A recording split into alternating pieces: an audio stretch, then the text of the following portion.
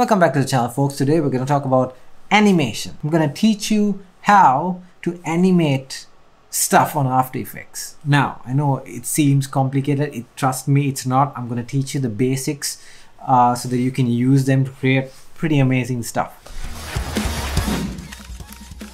This is going to be a comprehensive review.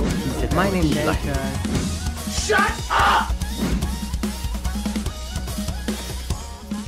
A couple of weeks back, I started running this Instagram ad on my stories. There's a bit of heavy use of After Effects on it, and I promised to teach you guys how to make something like that. In order for me to do it, I do have to teach you the basics first. So that is what I'm going to do. Now, once you open After Effects, it's going to be a little daunting, but don't worry. The first thing you're greeted with is this big box in the middle. That's called your composition box, right? And then on the left you have your project window, and then you have your effects control window, and then you have all the effects, the presets, the different tools that you can use to make to create your animations. And at the top left corner you have the option to select all the tools that you're going to need, and in the bottom there is the timeline. So we're going to start by creating a new composition. A composition is going to be the video that you're going to make. So I'm going to click on new composition, and you can name your composition. So I'm going to do flying boxes, which is what I'm going to teach you guys what to do. Now you can use a preset, obviously, or you can use whatever resolution you want. And there's another thing where you can choose the background color of your composition. I'm going to keep it as white. So I'm going to hit OK. The composition is going to be made. Now, for me to do this, I'm going to create 3 boxes. Now in After Effects, they're going to be called shapes, and on the timeline, they're going to appear as shape layers, right? This is very important to know these terms. So I'm going to create a box. As you can see, the box is created, the rectangular box, and on the timeline, you're going to see something called a shape layer, right? So what I'm going to do is I'm going to make 3 of these boxes. Before I create the boxes, I'm going to change the color of the boxes. Go down, just click this drop down, and then go to contents, and then go to fill, right? Here you can select whatever color that you like. I'm going to select green because I like green, and I'm going to duplicate this layer. So I'm going to hit Ctrl D twice because I want 3 boxes, and as you can see, there's going to be 3 shape layers. Now they're all going to be hidden on top of each other, so I'm just going to bring them down using the selection tool. So I have my 3 boxes, right? So what I'm going to do is I'm going to make these boxes move from the left of the screen to the right of the screen. Now, to do this, you're going to need to edit the position. And the position is what dictates where the box is going to be. And you're going to time it using keyframes, right?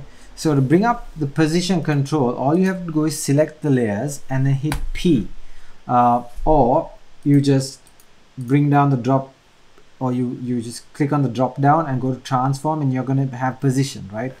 It's better to just hit P so you only have the position layer. Now let me show you what position does. The position toggle has 2 values. First is the horizontal value. As you can see, as I'm changing it around, it's changing the horizontal position of that box, and the next is the vertical. So as you can see, as I'm changing this around, it's changing the vertical position of the box.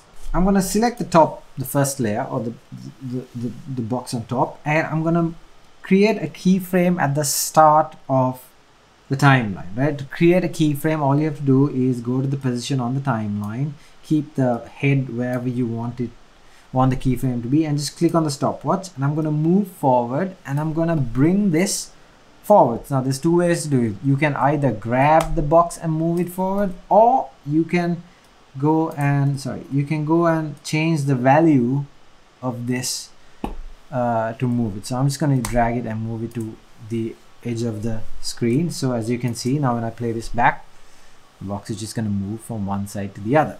Now I want to make this a little bit faster, so I'm going to bring the 2 keyframes closer together, right?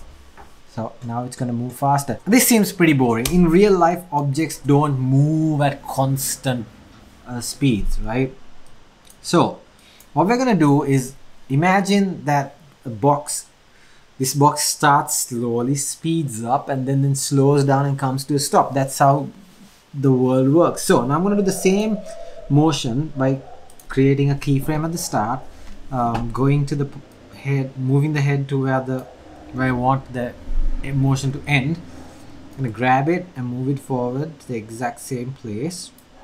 Now with these two keyframes, I'm going to select the two keyframes and I'm going to hit F9, which changes the shape of these keyframes into hourglass kind of shapes. Now look what happens. It's first going to, let me space it out a bit.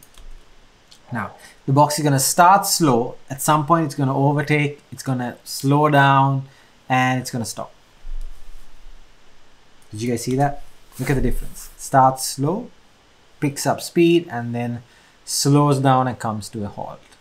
Now that's how you bring out the organic movement without making animations look a little it makes the animation look less robotic, if you will, right? So there's still something missing, right?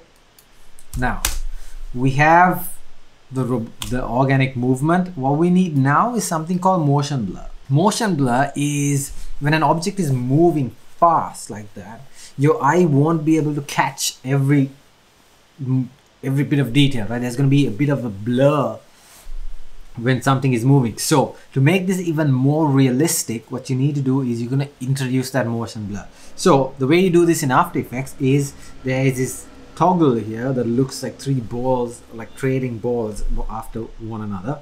You just enable it, and you have to enable the same thing. Now I'm going to copy, you can copy keyframes, right? But what I'm going to do is I'm going to add the same keyframes, stopwatch at the beginning, go to the end, move it, oops, move it, and easy ease the keyframes, F9. So the top box and the bottom box almost identical. Now the one thing that's going to be different is I'm going to enable the motion blur here on the bottom box, right? Only on the bottom box. Look what happens now. Now if I move this slowly, you're going to see that the middle box is, even though it's moving the same, it's always in focus, but the box at the bottom is blurred out. It mimics the motion or the blurriness that's created when you move a box sideways or move any object. So if you speed it up, you're gonna see even more blur, or the blur is gonna increase, right?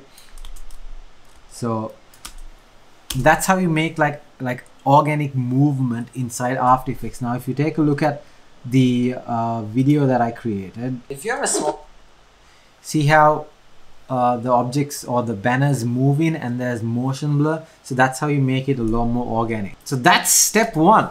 Mess around with this, guys. Mess around with motion blur, mess around with easy ease keyframes, and try and create movement in like a blank canvas. Once you guys do that, next week I'm going to teach you guys how to add text on these boxes and move the text around as well. Guys, subscribe to the YouTube channel and also hit that bell icon. I've never asked you guys to hit the bell icon. So hit the bell icon, subscribe, hit the like, leave a comment, and guys, share the video with somebody who's trying to learn animation. It's a very important skill to learn, especially these days. You just want to whip up a video real quick for yourself because you can't afford to pay somebody to do it.